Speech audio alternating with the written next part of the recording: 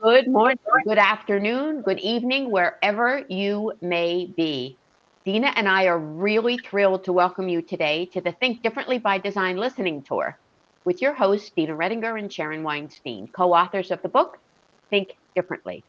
We invite you to engage with your peers and with us as we address issues related to nurses, nursing, and the workforce.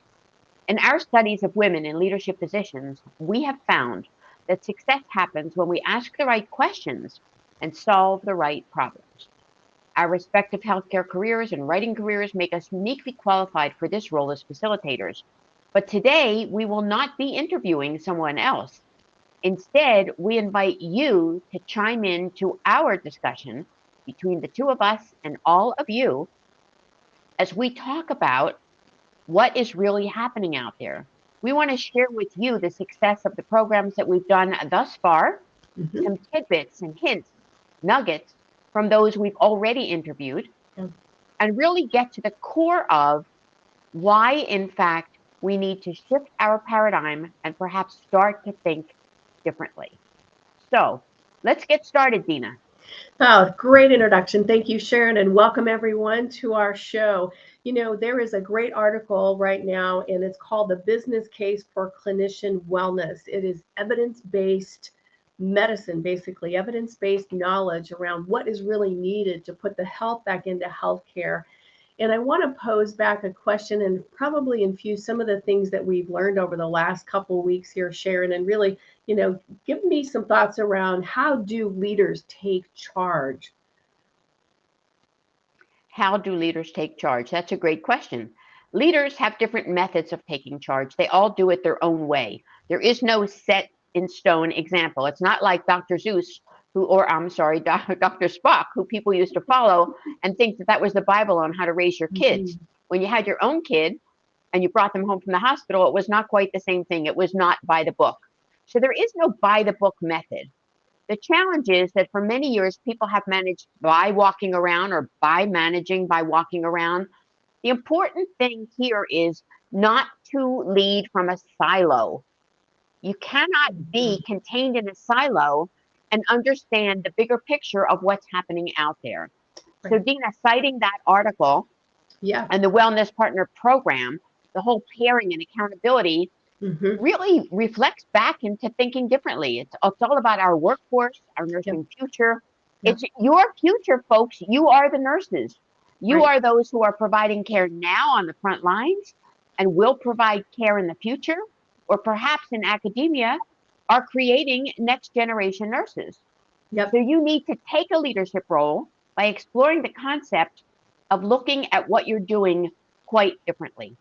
Yep. And, Thank and you. clearly, Dina, don't you think Ohio State put the topic on the map? Absolutely. Bernadette Meldick was a chief wellness officer at the Ohio State University, and they surveyed over 5,000 nurses. And what they found is that 84% are burned out and 64% plan to leave. So we know it's a crisis. We have a medical crisis on our hands right now. And, when you go back and you look at, well, how do we fix that problem? One of the things that Ohio State culture did of wellness is talk about that partnership program. We do a lot of this, Sharon, with our diagnostic thinking groups and really try to build some of that accountability, and I hear this quite often, as I'm sure you do in healthcare systems, when people feel burned out, it's really hard to reach out. In reaching out at the time when you're feeling the way that you're feeling, having something set up so that you have a partnership, somebody who's accountable, and you're saying, you know what, I'm not doing really well today. I'm feeling stressed. I'm feeling burned out. Maybe I just feel just like I'm going to give up. Having somebody there, that phone a friend, that accountability was one of their key things that they put into place, which I thought was absolutely brilliant. What they did, and it said that the outcome. Let's talk about the outcome because the evidence is very telling. 98% of the participating nurses said that the Wellness Partner Program helped them engage in self care and wellness. 94% said that it helped them improve their mental and physical health. So you can't go wrong with having a buddy or a partnership program. If you're in the Exactly. health system right now and you know that it's tough and it's draining and you can see some of the fallout of retention, There's got to be some discussion around how to create these partner programs because I think they're invaluable. I'd love to hear your thoughts, Sharon. Two things. First of all, Ohio State definitely is at the helm of workplace wellness. There is no question. And Bernie Melnick really is a champion for this and always has been. What's really important, though, is that they built a culture of wellness. Again, not from a silo. The culture, the system allowed them to share this concept system-wide. Yeah. So everyone was engaged in the process, and it's only then that you see the ROI. Yeah. The real ROI, Dina, is not in dollars and cents. While that's important and people worry about the dollars, yeah, what's more important is those dollars are going to reflect the number of bodies who are available to provide care. Yes. The people who are not just present or creating presence, but actually in the throes of providing care. Not present for the moment, but present for the long term. Yep. That's the value of strategic partnering. Caring connections, partnering for success. We've talked about it with associations and others across the globe for years. But when you take it back down to its root, and the root is right at the health system itself, in the hospital, in the clinic, in the physician's office, wherever care is delivered at the university level. How beneficial is it to have somebody, you're right, who can be your buddy, who can be your friend, who's going to help you get out of the water, get out of the ditch, and move back on. Right. And if you're in middle management and you can see a lot of things that maybe senior leadership, corporate can't see.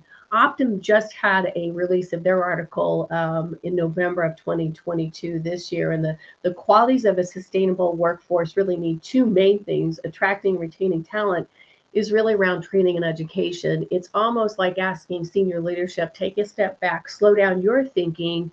The numbers will come if you're solving the right problem. The right problem right now is really the burnout, the fallout, the ill health of the healthcare system that we have right now. And for the people that are delivering that, we have to wake up and get some people together to be able to make a case for the cost of not addressing this issue.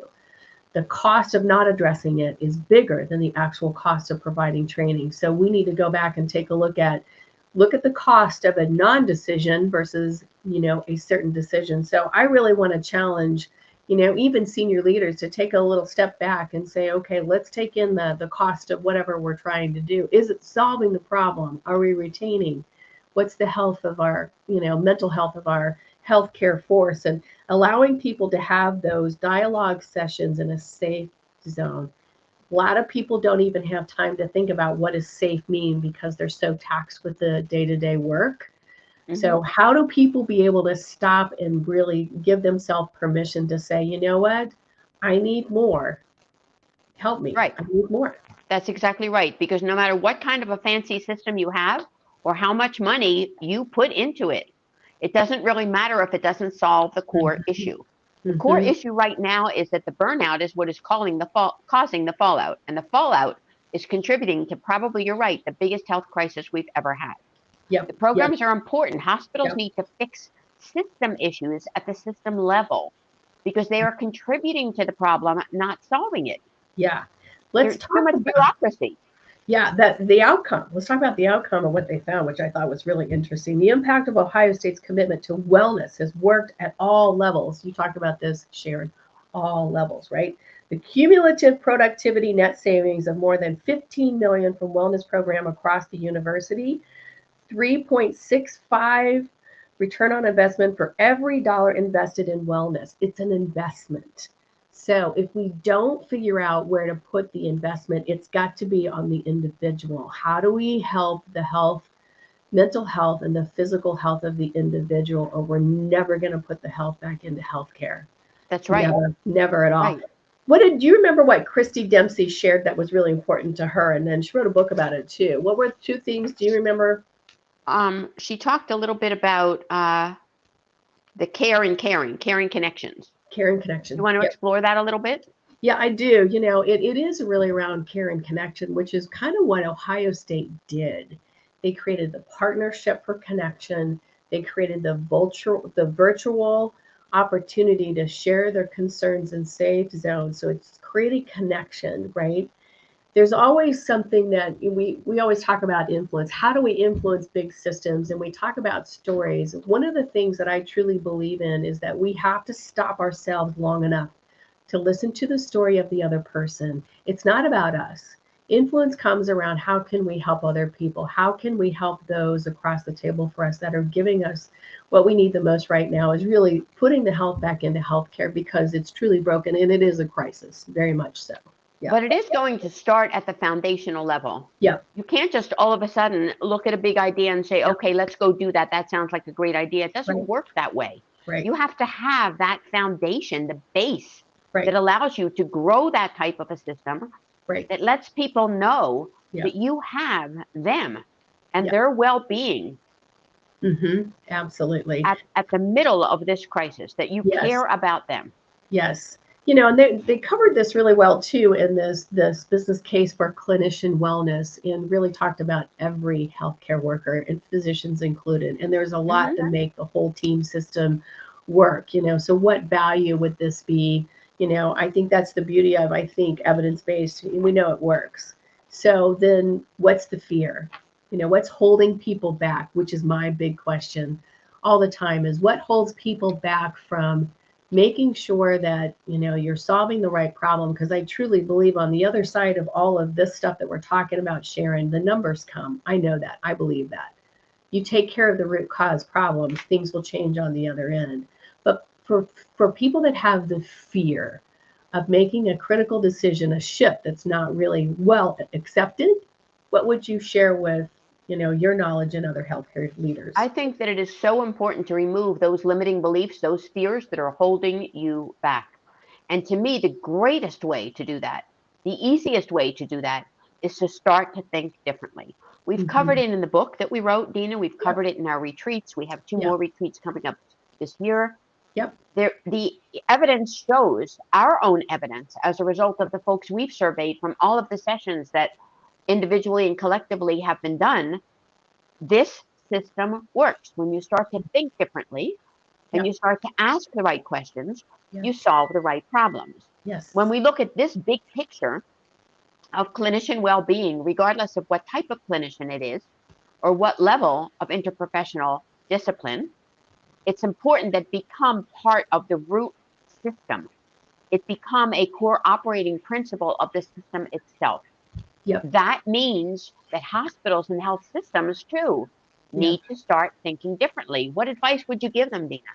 It kind of goes back to what we know about what's in the world today. We take precision medicine and we solve that problem, right?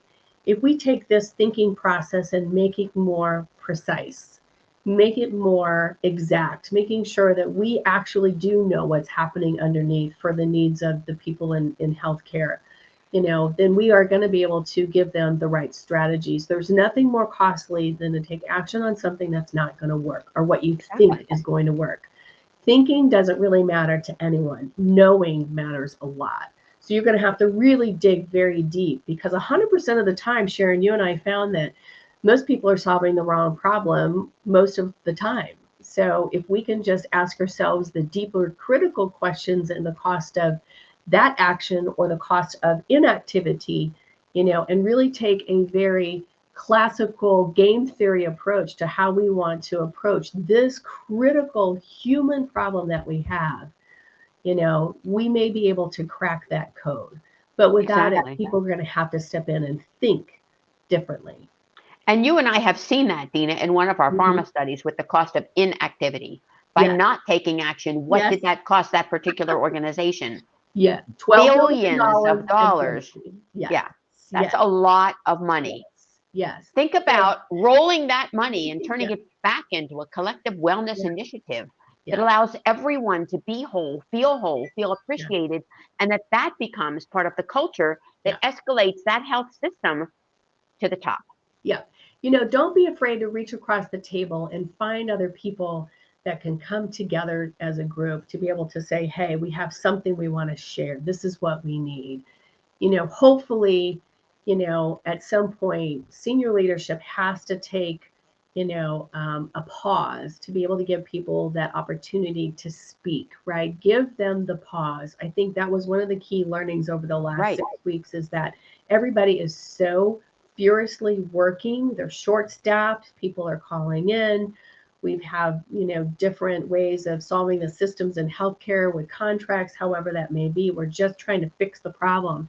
There's so much fixing of just the small problems. We don't even have time to really have people voice around what are the needs and wants that they have as individuals to feel some sense of safety, feel some sense of I think it's called they call it just humanizing healthcare, Yes. right? Humanizing healthcare. Humanizing Yeah. it. You know, when you talk about fixing the problems, Dina, we're band-aiding the problems. We're not fixing anything. Right. Yeah. That's perhaps the biggest issue. It's time to remove the band-aid once and for all. Right. Get to the root cause of the illness. You know that in healthcare, that's what we're always looking for. Yep. Where are those symptoms coming from? Right. What is it related to? Let's find the real root. And I think that I would like to invite those listeners today and from all of our sessions to really consider a mini Think Differently session with us. Yes. Yes. To have us come in via screen or in person. It can be hybrid, it can be whatever platform you desire. We're willing to come in for a couple of hours and give you a taste of what is available, of what you can glean from this experience. Yes. And the beauty of it is that you don't know what you don't know that you already know, because some of that really deep thinking of all the answers lies deep within us. It's really hard to do this sometimes, being part of the system. Having somebody like Sharon and I coming in from the outside, we have no bias of anything. We're walking in there with our hearts to help. We want to help you get past a certain situation so that you have strategies to move forward, but strategies that are solving the right problem. That is critical. I can't stress that enough. How many people are not solving the right problem? And inadvertently, if you find yourself solving the wrong problem, it creates more, it costs you more money. So there's an emotional cost, there's a physical cost, there's a burnout cost, there's a cost to the system, there's a cost to patient care, there's a cost to errors, there's a cost to quality. So no matter what, this type of thinking is critical for everyone. And when we're talking about healthcare, we really want to put the health back into healthcare. But we have two good opportunities coming, Sharon. One of them I want to speak to is K-Bar Ranch. It's an amazing place. It is a life-changing place that we have. We're going to have a retreat that's going to be coming up in June for senior executives that really want to step in and think differently.